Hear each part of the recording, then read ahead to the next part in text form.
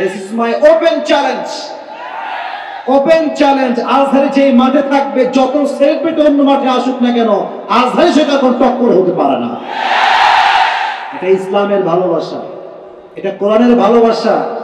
এটাকে যে যত বেশি দমাইতে চাইবে, এটা ফুলে ফেপে তত বেশি সামনের দিকে এগিয়ে যাবে, ঠিক কিনা? গণচড়া রুখে দেওয়ার সাধ্য কারো কাছে নাই। তোমরা স্পষ্ট প্রমাণ করেছে দেশের মানুষ রক্তে মাংসেরা সবাই মুসলমান ঘরের সন্তান, এটা জাত পরিচয়ের মুসলমান, এবং এদেশের প্রত্যেকটা মানুষ ইসলামকে কোরআন থেকে ভালোবাসে। যদি আপনার এটা বিলিভ না হয়, যত সেলিব্রিটি আছে আপনি সবাইকে একটা বড় মাঠে নিয়ে আসবেন। যত সেলিব্রিটি আছে, ক্রিকেটার হোক, গায়ক হোক, নায়ক হোক, আর আপনি মিজানুর রহমান আজকে আরেকটা মাঠে নিয়ে আসবেন। আমি দোয়া করি আজকের এই মাহফিল থেকে আগামী বছর আবার এই মাঠে মাহফিল হবে। মাল্টিফ্যাপস লিমিটেডের উদ্যোগে আয়োজিত হবে এই মাহফিলটা, এবং আগামী বছর আমাদের বিশ্বাস আছে আজহারী সাহেবের মাঠে কথা বলবেই বলবে ইনশাআল্লাহ। আল্লাহ ওনাকে বাংলাদেশের নিরাপদের সঙ্গে ফিরায় নিয়ে আসুন, সকলে পড়া আমিন। তো মাশাআল্লাহ, পরিবেশ অনেকটাই শান্ত, মাশাআল্লাহ। ওকে, মেহেরবানি করে আর কোনো সাউন্ড আমি চাই না। যুবক ভাইয়েরা, আপনারা কেমন আছেন সবাই? আলহামদুলিল্লাহ। তো আসতে হয়ে গেল, জোরে পড় আলহামদুলিল্লাহ। আজকের মাহফিলের যুবকরাও আছেন, সিনিয়ররাও আছেন, এবং আমার এই প্রোগ্রামটা নেওয়ার জন্য অনেক আগেই স্যাররা যোগাযোগ করেছে, অনেক আগে কথা বলেছে। তো যেখানে আজহারী সাহেব আসছে সেখানে আমি আর কি বলবো, এখানে তো আমার বলার কোনো অপশন নাই, আমরা তখনই ডেট রেখেছি। তো আজকে এই প্রোগ্রামে সবাই বসতে পেরেছি, আমরা সবাই খুশি না বেজা? সকলেই মন খুলে পড়ি আলহামদুলিল্লাহ। যেহেতু অনেক বড় একটি মাহফিল, ভূমিকা আমরা বেশি সময় নিব না ইনশাআল্লাহ। তবে এতটুকু কথা বলেই আমি আমার তাফসীর শুরু করতে চাই। যে দেশের যুব সমাজ ইসলামকে এত বেশি ভালোবাসে, এদেশে কিছু থাক বা না থাক, ইসলাম ছিল, আছেই, থাকবে। এবং অনেকে দেখবেন ইসলামের বিপক্ষে কথা বলে। অনেক নাস্তিকবাদ আমাদের বাংলাদেশে আছে। মাঝে মাঝে বলে আমার নবীর নাকি চরিত্রের সমস্যা, এই জন্য নবীজি আম্মা জান আয়েশাকে মাত্র 6 বছর বয়সে বিয়ে করেছেন। নাউজুবিল্লাহ বলবেন না? এরকম নাস্তিক আমাদের বাংলাদেশে আছে, বাহিরেও আছে। তারা আমাদের ব্রেইনকে ভারী করতে চায়, উলট পালট বলে আমাদের বিশ্বাসকে আঘাত করতে চায়। আমাদের কথা হচ্ছে একটা স্পষ্ট ভাষায়, তুমি আমাকে গালি দাও আমি সহ্য করবো, বাপকে দাও সহ্য করবো, মাকে দাও সহ্য করবো, যাকেই দাও আই উইল বি পেশেন্ট, ধৈর্যশীল হব। বাট আমার স্পষ্ট বক্তব্য হচ্ছে, আমার সামনে আমার নবীকে নিয়ে কেউ বাজে কটূক্তি বলবে, বাজে কথা বলবে, আমি আসিফ সাহেব সহ্য করবো, কষ্টিন কেন সম্ভব হতে পারে না। প্রয়োজনে আমরা জীবন দেব, রক্ত ঝরাবো, বাট নবীর সম্মানের ক্ষেত্রে কোনো কম্প্রোমাইজ আমরা করতে পারবো না। অতএব নাস্তিকবাদীদেরকে আমি বারবার বলছি, নাস্তিকরা সাবধান হয়ে যান। এদেশের মানুষ যেমন সম্মান করতে পারে, বেশি বাড়াবাড়ি করলে জুতা পিটা করে দেশের মাটিও ছাড়া করতে পারে, ঠিক না? আল্লাহ প্রত্যেকটা মানুষকে ঈমানের নূরে নূরান্বিত করে দিক, সকলেই মন খুলে পড়া আমিন। তো আজকে আমরা সংক্ষিপ্ত সময়ে যে কিতাব থেকে তাফসীর শুনবো, বলেন তো কিতাবটার নাম কি? কাশিমপুরের ভাইদের আওয়াজ তো আসতে হলো হবে না, জয় বলে, কিতাবটার নাম কি? আল কোরআন। এই কোরআনে কোনো ভুল আছে? আসতে কেন, জোরে বলেন, আছে? কোন সন্দেহ আছে? এই কোরআনটাকে মুত্তাকীদের জন্য হেদায়েত স্বরূপ পাঠিয়ে দিয়েছে একজন, আওয়াজ দিয়ে বলেন তো তিনি কে? আল্লাহ তাআলা বলছেন, যালিকাল কিতাবু লা রাইবা ফীহি হুদাল লিল মুত্তাকীন। এটা এমন একটা বই, যে বইয়ে কোনো সন্দেহ নাই, সন্দেহের লেশ মাত্র নাই। মুত্তাকীদের জন্য এই বইটাকে গাইডলাইন করে পাঠিয়েছে একজন, আওয়াজ দিয়ে বলেন তিনি কে? আচ্ছা, গাজীপুরের, কাশিমপুরের ভাইরা আমাকে কিছু কথা জবাব দেন, একটু আনসার মি লাউডলি, ঠিক আছে? সাউন্ড থাকবে একদম উচ্চ কণ্ঠে, কারণ গাজীপুরের মানুষের কাপুরুষের সন্তান নয়, সব বীরপুরুষের সন্তান আমার সামনে বসে আছে। কোরআন যে পড়ে, যে মানে, যে বোঝে, তার ভাগ্যের চাকা কি বন্ধ হয়ে যায় না খুলে যায়? সে কি দুর্ভাগা হয়ে যায় না সৌভাগ্যবান হয়ে যায়? কিন্তু আমরা সবাই জানি যে মুসলমান হচ্ছে সৌভাগ্যবান জাতি, কিন্তু আমরা যা দেখতে পাচ্ছি সেটা হচ্ছে গোটা বিশ্বের প্রত্যেকটা প্রান্তে প্রান্তে একটা জাতি মার খায়। ফিলিস্তিনে আজকে লক্ষ লক্ষ মুসলিমদেরকে বোমা মেরে গুলি করে হত্যা করা হচ্ছে। এবং আমরা যারা আছি অনেকেই দেখবেন যখন ফিলিস্তিনি মুসলমানদেরকে মারা হয় তখন অনেক শায়েকরা চুপ থেকে কোনো কথা বলতে চায় না, বা যখন হামাস মুসলমানদের পক্ষ নিয়ে যুদ্ধের ঘোষণা করে তখন শায়েকদের চুলকানি শুরু হয়ে যায়। আমাদের কথা হচ্ছে যারা ইসরায়েলের পক্ষ নিবে তারা কখনো প্রকৃত পক্ষের মুসলমান ঘরের সন্তান হতে পারে না। আমরা মুসলমানদের পক্ষের শক্তি হয়ে কাজ করব। যারা ফিলিস্তিনের মুসলমানদেরকে নির্বিচারে গুলি করে হত্যা করে এদের বিরুদ্ধে আমরা জিহাদের ঘোষণা করতে চাই। যতদিন আমরা বেঁচে আছি মুসলমানদের ইজ্জত সম্মান রক্ষা করবার জন্য জীবন দিতে হলে আমরা জীবন দিতে প্রস্তুত আছি। ঠিক কিনা বলো যুবক ভাই? আমাদের সবাইকে মুসলমানদের পক্ষ হয়ে ইসলামের জন্য কাজ করার তৌফিক দান করো, সকলেই পড়া আমিন। তো আমাদের কপালটা পুড়ে গেছে কেন সৌভাগ্যবান জাতি হওয়ার পরেও? কারণ আমাদের ডেস্টিনি আমরা চেঞ্জ করে ফেলছি, কপালটা আমরাই পুড়াই ফেলছি। আপনি খেয়াল করেন অনেক মেয়ে আছে বাংলাদেশে, আমি so sorry to say that, যেহেতু এটা আমার ভূমিকা, তাফসীর শুরু হয়নি তাই বলতেছি, তাফসীর শুরু হয়ে গেলে হয়তো এটা বলা আমার সুযোগ হবে না। অনেক মেয়ে আছে দেখবেন মুসলমান ঘরেরই মেয়ে, বা সারাদিন বাসার ভেতরে শুয়ে শুয়ে স্টার জলসা দেখে, মুভি দেখে, সিনেমা দেখে, নাটক সিনেমা দেখে তার মাইন্ডসেট চেঞ্জ হয়ে গিয়েছে। এখন রাস্তায় যখন বের হয় বোরকা পরে আর বের হতে মন চায় না, জিন্সের প্যান্ট আর টি শার্ট পরে ওপেনলি পাবলিক প্লেসে ঘুরে বেড়ায়। এই যে আমার এতগুলো যুবক ডানে বামে, thousands of young people here, মাশাআল্লাহ মাশাআল্লাহ, অনেক ভালো। এরা কিন্তু মনে প্রাণে অনেক ভালো মানুষ, কিন্তু যত সব মেয়ে উল্টাপাল্টা যখন করে এদের চরিত্র অটোমেটিক নষ্ট হয়ে যায়। একজন মেয়ে যখন রাস্তায় জিন্সের প্যান্ট পরে হাঁটে, টাইট ফিটিং যখন সে ড্রেস পরে হাঁটে, একজন চরিত্রবান যুবকের চোখটাও তখন নষ্ট হয়ে যায়। দেখুন, তো অনেক মায়েরা বোনেরা আমাকে শুনছেন পর্দার আড়াল থেকে, সবাইকে আমি ভালোবাসি, সম্মান করি, রেসপেক্ট করি আমার মন থেকে, বাট মাথায় রাখবেন আপনার জন্য কোনো যুবকের চরিত্র যদি নষ্ট হয়ে যায়, কিয়ামতের দিন আল্লাহ আপনাকে বিচারে কাঠগড়ায় দাঁড় করাবেন। না গাজীপুরে তো বেপরদা মেয়েটে নাই মনে হয়? আরে ভাই বাদ দেন, নাই নাই নাই, আছে আছে আছে আছে। বাবারে বাবা, কি একটা ভাবসা। বাবা, আর কিছু কিছু মেয়ে আছে দেখবেন বিটিএস ভক্ত। যে মেয়েরা বিটিএস ভক্ত, এদের রুচিতে সমস্যা আছে, এদের রুচির ট্রিটমেন্ট করাতে হবে। সেদিন একটা ছোট্ট ভিডিও ক্লিপ দেখলাম ফেসবুকে, একজন মেয়ে বলতেছে যে আমি সেই পুরুষকে বিয়ে করব যার মধ্যে দাড়ি থাকবে না। নাউজুবিল্লাহ, আসতে বললেন কেন আপনারা? তো তাকে বললো যে কেন আপনি এমন পুরুষ কেন বিয়ে করবেন যার মুখে দাড়ি নাই? বলছে আমার বিটিএস বড্ড ভালো লাগে। আমার মনে হয় বিটিএস পুরুষ না হিজড়া, এর সন্দেহ আছে, আমি খুবই দুঃখিত বলার জন্য। আর যেই মেয়েরা সমস্ত বিটিএস এর ভক্ত, তাদের রক্তে মুনাফিকের রক্ত ঢুকে গিয়েছে। ঠিক কি? এই জাতিকে এই সমস্ত ফিতনার থেকে হেফাজত করুন, সকলে পড়া আমিন। তো আমরা তিনটা তাকবীর দিয়ে আমাদের মূল আলোচনা বিষয় একটা বিষয়বস্তু দেওয়া হয়েছে আমি দেখতে পাচ্ছি, সেখান থেকে আমরা কথা বলবো। তিনটা তাকবীর দিবেন সবাই মিলে। আগে গলাটা একটু ঠিক করে নেন, কাশি দিয়ে সবাই একটা কাশি দেন। কে বেশি মাল ধরে কাশি দেন? এত বেশি লাগবে না, একটা দেন। আচ্ছা, এবার তাকবীর দেন। লিল্লাহি তাকবীর।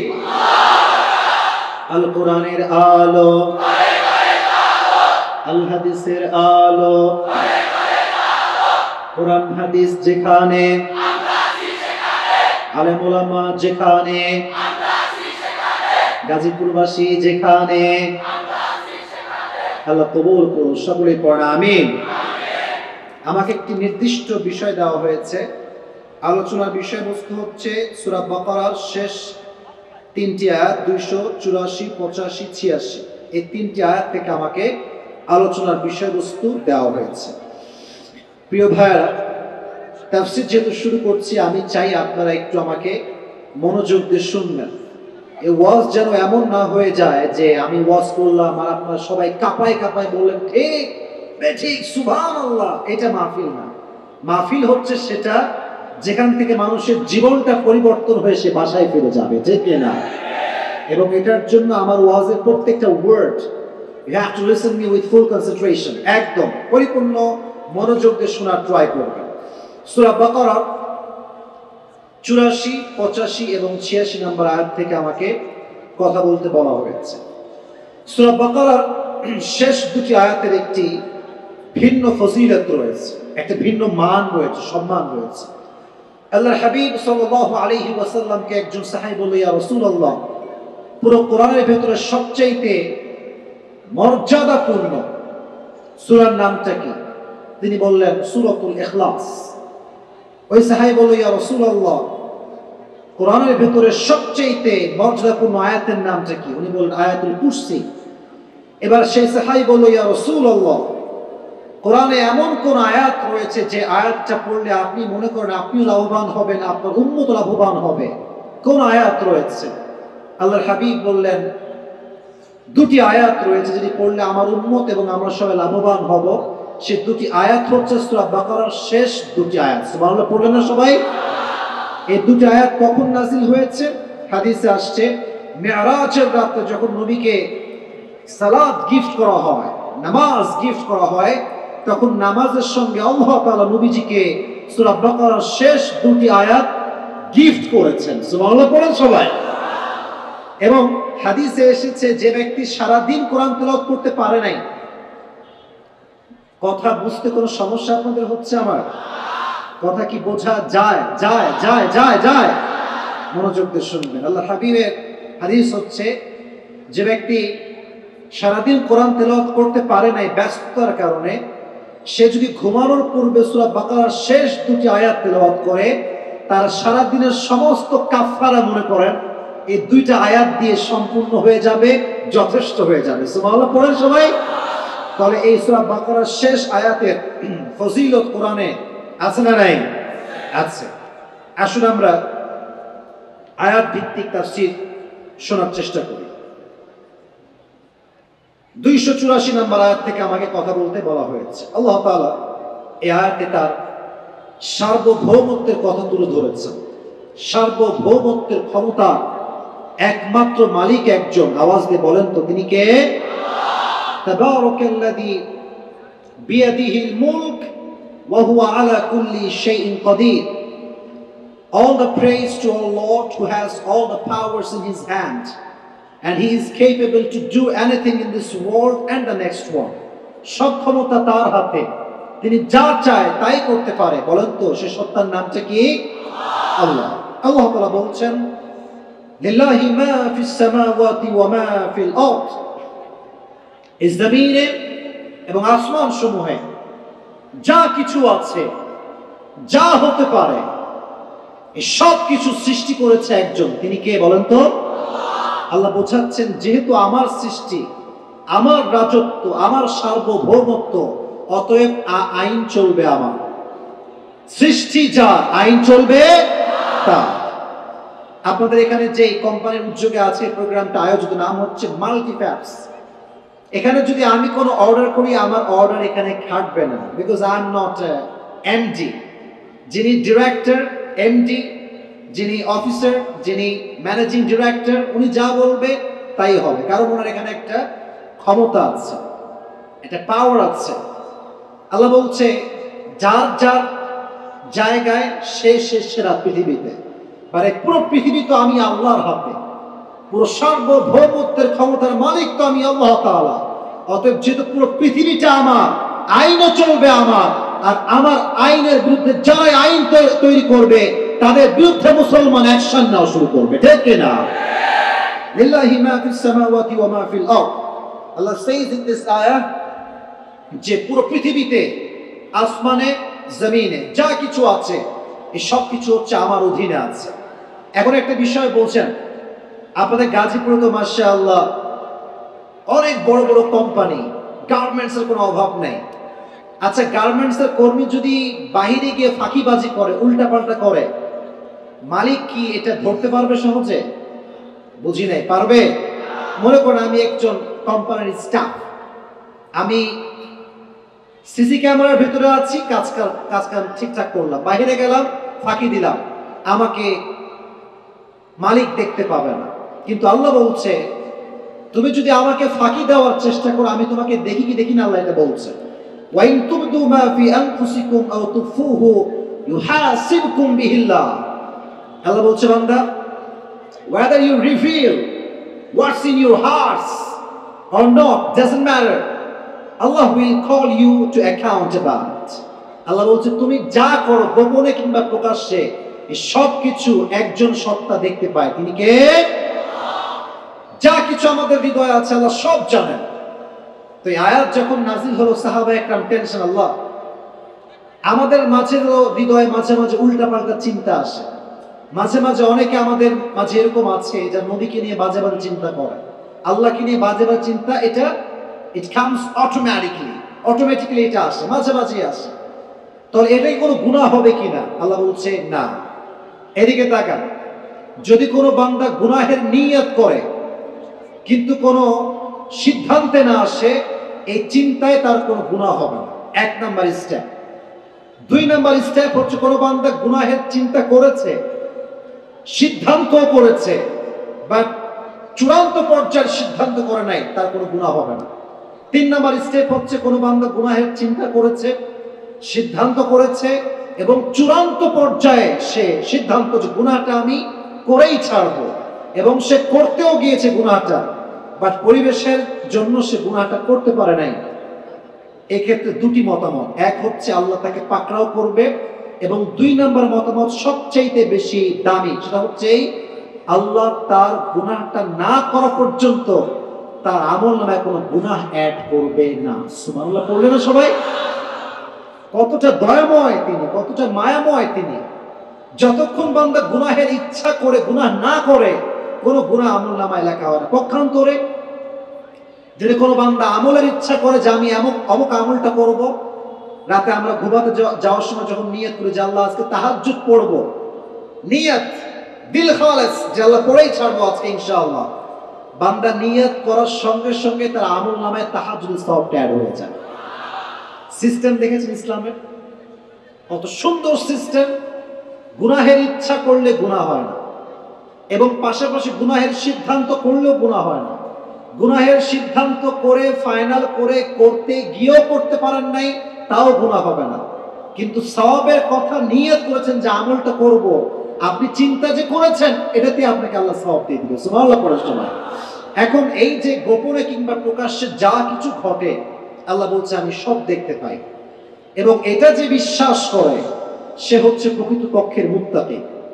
মুত্তাকি মানে হচ্ছে আমি যখন ঘরে বসে আছি, আমি ব্লু ফিল্ম দেখছি, অশ্লীল ভিডিও দেখছি, আমি হারাম রিলেশনশিপ করছি, মাথায় রাখবেন জানালা বন্ধ, দরজা বন্ধ, বা 7 আসমানের মালিক আরশে আজিমের মালিক তিনি আপনাকে দেখে কি দেখে না?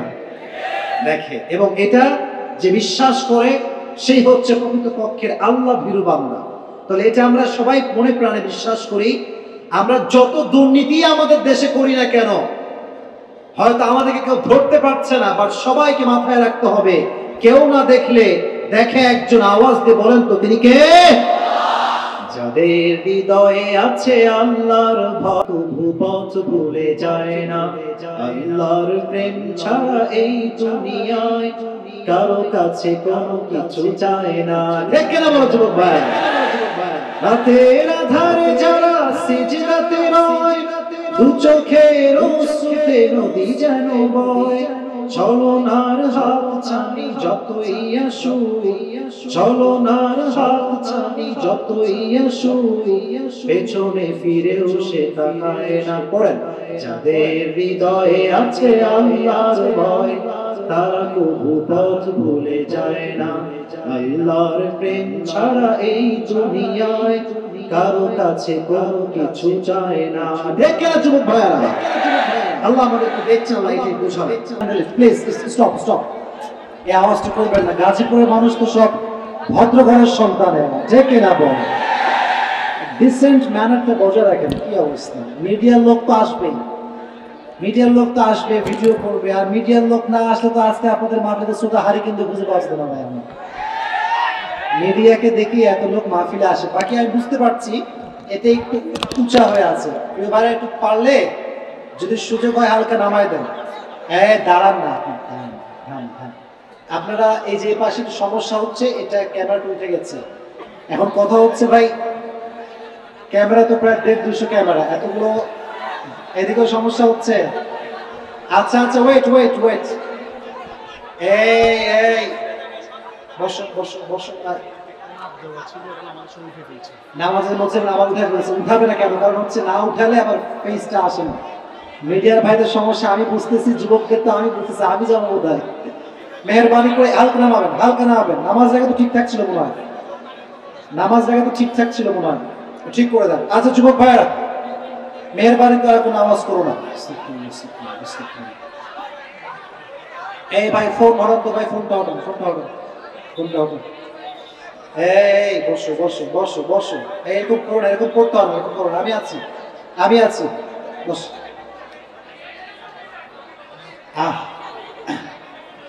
ক্যামেরা হালকা নামান, হালকা নামাবেন, হালকা নামাবেন, মেহরবানি করো প্লিজ।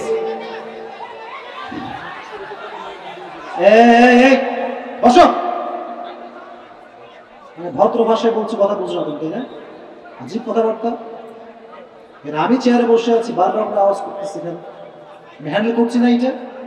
ভাইয়ের নামাই দিবেন, নামাই দিবেন। আমার ভাই আসতেছে, আমি কিছুক্ষণ কথা বলে আমি শেষ করে দিব। নাহমাদুহু ওয়া নুসাল্লি আলা রাসূলিহিল কারীম। আম্মা বা'দ, ফাআউযু বিল্লাহি মিনাশ শাইতানির রাজীম। বিসমিল্লাহির রাহমানির রাহিম। طه ما أنزلنا عليك القرآن لتشقى. وقال تعالى في كلامه المجيد: إني وجهت وجهي للذي فطر السماوات والأرض حنيفا وما أنا من المشركين. وقال رسول الله صلى الله عليه وسلم: من قرأ القرآن فاستظهره فأحل حلاله وحرم حرامه فأدخله الله الجنة وشفعه في 10 من أهل بيته كلهم قد وجبت له النار. أو كما قال عليه الصلاة والسلام: إن الله وملائكته يصلون على النبي يا أيها الذين آمنوا صلوا عليه وسلموا تسليما. اللهم صل على محمد وعلى آل محمد كما صليت على إبراهيم وعلى آل إبراهيم إنك حميد مجيد. আল্লাহর কাছে লাখো কোটি শুকরিয়া যে আল্লাহ তাআলা আমাদের সবাইকে ইশারের নামাজের পরে আবারও সেই দিনের প্রোগ্রামে বসার সুযোগ দিয়েছেন। আমরা সকলেই মন খুলে পড়ি আলহামদুলিল্লাহ। আমার ওয়াজ যে বিষয়ে আমি তাফসীর করছিলাম সেটি আমি ইতি টেনেছি এই জন্য, যেহেতু আর আমাদের সময় হয়ে গিয়েছিল। স্লিপে লেখা ছিল ইশারের পরে কিছু কথা বলতে হবে, এটা আমি পড়ি নাই। তো যেহেতু তাফসীর একটি নির্দিষ্ট বিষয়ে আমি কথা বলেছি, সেটি শেষ হয়েছে, অতএব সে বিষয়ে আমি কথা বলতে চাই না। যতক্ষণ আমার প্রিয় ভাই না আসে আমি কিছুক্ষণ কথা বলবো, তারপরে প্রোগ্রাম কমিটি তাদের ভিন্নভাবে এটা ম্যানেজ করবে যদি ভাইয়ের আসতে দেরি হয়। বাকি আমি মাগরিবের পরে যে পরিবেশটা পেয়েছিলাম এখন সেই পরিবেশটা পাচ্ছি না। বারবার বারবার আমাকে সাউন্ড দেওয়া হচ্ছে সাইড থেকে, বাম থেকে, ডান থেকে। এটা করবেন না, এটা করবেন না। একটু মেহেরবানি করে চুপ সবর করেন, ঠিক করে দিবে। সবর করুন, সবর করুন, সবর করুন। এটা ধৈর্যশীল না রে ভাই, তোমরা দেখতেছি। হ্যাঁ, লাফাইতেছো তোমরা একটা সবাই মিলে। তাকবীর দেন সবাই মিলে, লিল্লাহি তাকবীর। শয়তান ঢুকছে আমি বুঝতে পারছি। আবার তাকবীর দেন, লিল্লাহি তাকবীর।